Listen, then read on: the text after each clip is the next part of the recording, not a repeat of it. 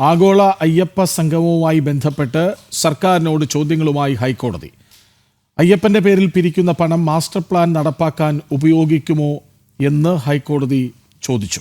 പരിപാടി വേണമെന്ന ആവശ്യം ആരുടേതാണ്? സ്പോൺസർഷിപ്പ് തുക ചെലവഴിക്കുന്ന കാര്യത്തിൽ സർക്കാർ മറുപടിയിൽ വ്യക്തതയില്ലെന്നും ഹൈക്കോടതി പറഞ്ഞു. അയ്യപ്പ സംഗമം നടക്കുന്ന സമയം സാധാരണ ഭക്തരുടെ അവകാശങ്ങൾ നിഷേധിക്കപ്പെടുമോ എന്നും കോടതി ചോദിച്ചു.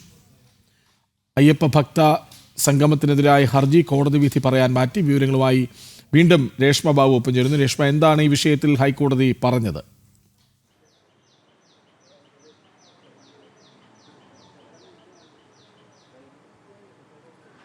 കൃഷ്ണരാജ്, ആഗോള അയ്യപ്പ സംഗമം അത് തടയണമെന്നാവശ്യപ്പെട്ടുകൊണ്ടുള്ള 4 ഹർജികളാണ് ഹൈക്കോടതി ദേവസ്വം ബെഞ്ചിന്റെ പരിഗണനയ്ക്ക് ഇന്ന് വന്നത്.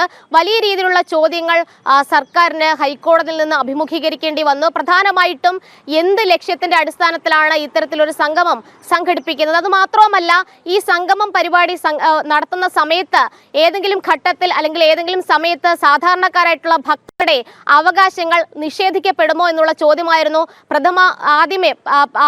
പ്രാഥമിക ഘട്ടത്തിൽ തന്നെ ഹൈക്കോടതി ഉന്നയിച്ചത്. അതുകൂടാതെ തന്നെ ഈ ക്ഷണിക്കപ്പെടുന്ന ആളുകളുടെ രീതി അല്ലെങ്കിൽ ക്ഷണിക്കപ്പെടുന്ന ആളുകൾ എത്തരക്കാരാണ്, ഈ ക്ഷണിക്കപ്പെടുന്ന ആളുകൾക്ക് ഏതെങ്കിലും തരത്തിൽ മാനദണ്ഡങ്ങൾ സർക്കാർ നിശ്ചയിച്ചിട്ടുണ്ടോ, ഇതടക്കമുള്ള ചോദ്യങ്ങളും ഹൈക്കോടതിയുടെ ഭാഗത്തുനിന്നും ഉണ്ടായി. മറ്റ് ചില സുപ്രധാന പരാമർശങ്ങൾ ഹൈക്കോടതി നടത്തുകയും ചെയ്തിട്ടുണ്ട്. അതായത് ഈ സ്പോൺസർഷിപ്പിലൂടെയാണ് തുക പിരിക്കുന്നത്. ഈ തുക എങ്ങോട്ട് പോകുന്നു?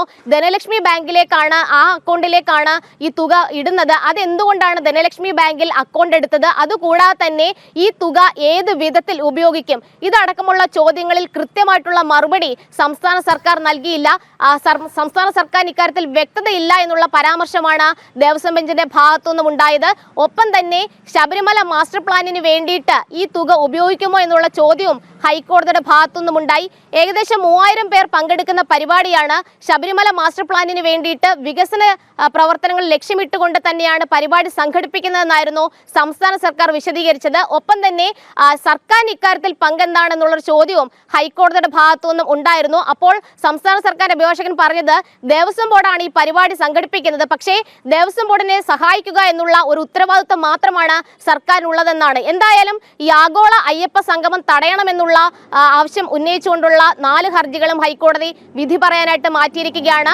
ഈ പറയുന്ന ഹർജിക്കാരുടെ വാദങ്ങളും അതോടൊപ്പം തന്നെ എതിർ സത്യവാങ്മൂലങ്ങൾ, അതായത് സംസ്ഥാന സർക്കാരും ദേവസ്വം ബോർഡും നൽകിയ എതിർ മറുപടി വാദങ്ങളും ഒക്കെ തന്നെ ഹൈക്കോടതി വിശദമായിട്ട് പരിശോധിച്ചുകൊണ്ട് ഉത്തരവിടുമെന്നാണ് വ്യക്തമാക്കിയിട്ടുള്ളത്. ഹർജിക്കാർ അറിയിച്ച അല്ലെങ്കിൽ മുന്നോട്ട് വെച്ച വാദങ്ങളിൽ ഏറ്റവും പ്രസക്തമായിട്ടുള്ള 2 കാര്യങ്ങളുണ്ട്. അതായത് നിരീശ്വരവാദിയായിട്ടുള്ള മുഖ്യമന്ത്രിയാണ് തത്വമസി എന്നുള്ള പ്രചരണത്തിന്റെ അടിസ്ഥാനത്തിൽ നടത്തുന്ന ആഗോള അയ്യപ്പ സംഗമത്തിന്റെ ഉദ്ഘാടകൻ. അതുമാത്രമല്ല, ദേവസ്വം മന്ത്രി എന്ന് പറയുന്നതും നിരീശ്വരവാദിയാണ്. അത്തരത്തിൽ നിരീശ്വരവാദികൾ സംഘടിപ്പിക്കുന്ന അല്ലെങ്കിൽ രക്ഷാധികാരിമാരായിട്ടുള്ള ഈ പരിപാടി എങ്ങനെ അയ്യപ്പ ഭക്ത സംഗമം എന്നുള്ള രീതിയിൽ വ്യാഖ്യാനിക്കാൻ സാധിക്കുമെന്നുള്ളതായിരുന്നു ഹർജിക്കാർ ഹൈക്കോടതിയിൽ മുന്നോട്ട് വെച്ച ചോദ്യം.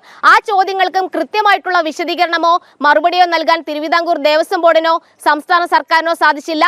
ഹൈക്കോടതിയുടെ ചോദ്യങ്ങൾക്കും വ്യക്തമായിട്ടുള്ള മറുപടി, പ്രത്യേകിച്ച് ഈ പണം സമാഹരിക്കുന്നത് സംബന്ധിച്ചുള്ള കാര്യത്തിലും വ്യക്തമായിട്ടുള്ള മറുപടി നൽകിയിട്ടില്ല. എന്തായാലും ഹൈക്കോടതി ഈ ദിവസങ്ങൾ അടുത്തിരിക്കെ, പരിപാടിക്ക് ഇനി അധികം ദിവസങ്ങളില്ല, അതുകൊണ്ട് തന്നെ ഈ വിധി പറയുന്നത് ഒന്നുകിൽ ഇത് തടഞ്ഞുകൊണ്ടുള്ള ഒരു വിധിയിലേക്കായിരിക്കും, അല്ലെങ്കിൽ മറ്റേതെങ്കിലും തരത്തിലുള്ള ഒരു ഉത്തരവിലേക്കായിരിക്കും. വരുന്ന സംഗമത്തിൽ ഈ ഭക്തരെ എന്തുകൊണ്ട് വിർച്വൽ ക്യൂവിലൂടെ ബുക്ക് ചെയ്യാൻ അനുവദിക്കുന്നില്ല എന്ന ചോദ്യമാണ് ഇവിടെ പ്രസക്തമാകുന്നത്. ഒപ്പം നിരവധി ചോദ്യങ്ങൾ കോടതി ഉന്നയിക്കുകയാണ് സർക്കാരിനോട്. ആ ചോദ്യങ്ങൾക്ക് പിന്നിൽ കൃത്യമായ ആശങ്കയും അവിശ്വാസവും ഉണ്ടെന്നുള്ള കാര്യത്തിൽ സംശയം വേണ്ട.